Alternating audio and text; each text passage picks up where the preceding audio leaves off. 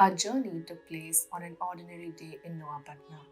Women by the well, children playing around, some getting ready for school, while others with no apparent intention of taking the day off from tending to their toys.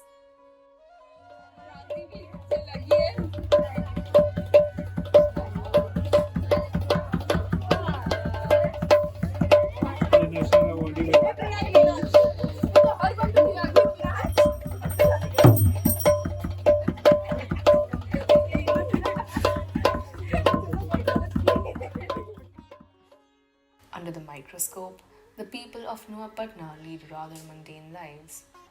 However, in the larger scheme of things, what goes on in the heirloom homes of Nuapatna is no ordinary feat. From extracting the silk off the silk cocoons to the starching and packaging of a beloved Orisha Ikat, every house and family have something to offer when it comes to bringing this craft to life. Here, at the Khadi India warehouse, men are hard at work determining which silk cocoons are suitable to be extracted and the ones that are no longer useful to a silk wearer. This domestic industry is as handloom comes. Homes like that of Mr. Ram Das is a place where silk is extracted from the cocoon all by hand. There is diversity in dyeing when it comes to the home industries of Nuapatna. Different artisans use a range of dyes to achieve colors, traditional as well as new and unique. Mr. Manohar Ashi, a master weaver in Nuapatna, who at the time of documenting was the only person trained in and practicing natural dyes.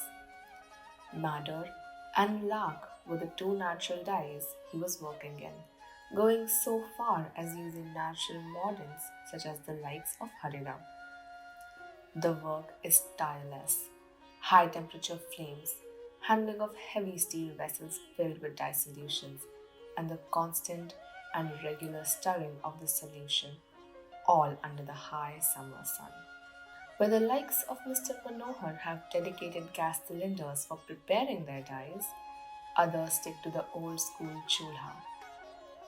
At the home of Mr. Pradeep, plastic packaging fueled all the processes, from the degumming of silk right up to the acid dyeing in black.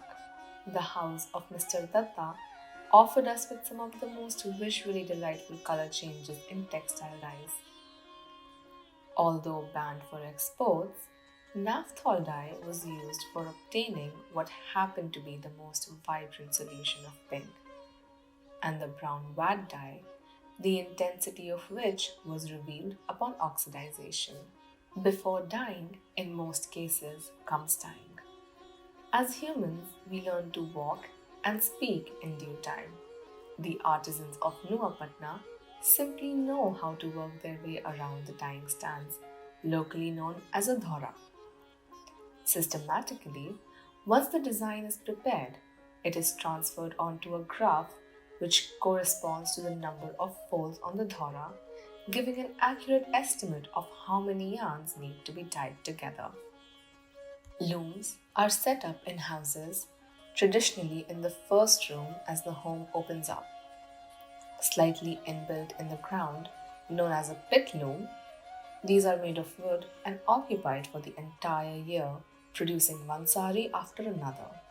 Warping is usually outsourced to homes or common centers where smaller spindles of yarn converge from across the room to settle on the larger warper's beam.